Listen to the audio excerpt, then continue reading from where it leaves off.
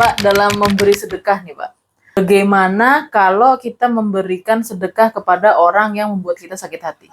Buat sakit hati. Maksudnya sedekah dengan berat hati gitu. Ogah-ogahan. Kalau kata Bapak sih jangan gitu loh.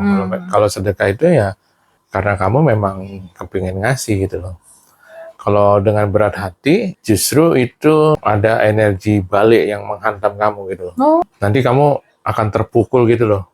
Itu tuh aku benci banget sama orang itu, tapi aku kasih uang.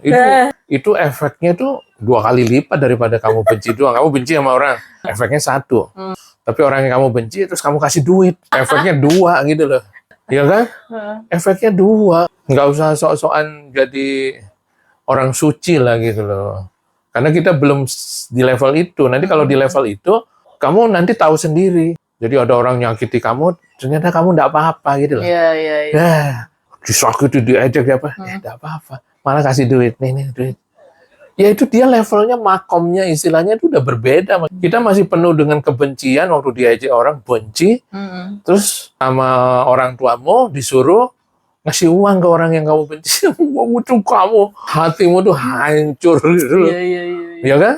Kamu ada orang yang kamu benci, tapi orang tua itu kasihlah itu. Kamu kan punya tas banyak, kasihlah. Udah kamu benci banget sama orang itu gitu loh. Ya efek merusaknya ke diri sendiri itu tinggi banget. Nah. Jangan.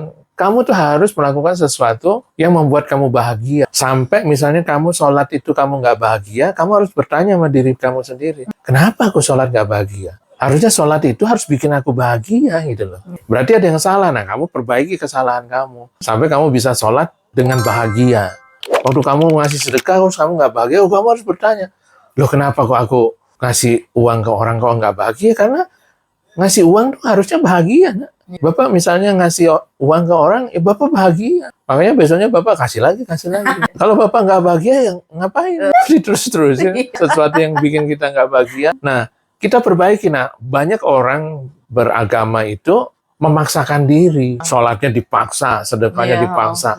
Loh enggak. Memang itu harus dilakukan, tapi begitu kita merasa nggak enak, kita harus introspeksi diri total. Kenapa ya aku kok sholat, mau ketemu sama, mengeluh sama zat yang maha kuasa, loh kok aku nggak suka gitu loh. Kalau kamu ketemu sama orang terkaya di Indonesia gitu, harusnya kamu gembira. Besok ketemu ya sama orang terkaya di Indonesia. Oke, siap. Pagi-pagi udah bangun. Ini ketemu sama Allah, sama Tuhan, yang jauh lebih kaya daripada orang itu. Loh kamu nggak suka gitu loh. Kan aneh, makanya introspeksi diri. Selama kamu merasa itu nggak enak, kamu harus introspeksi sampai kamu merasa bahagia melakukan ibadah itu bahagia. Waktu kamu sedekah bahagia.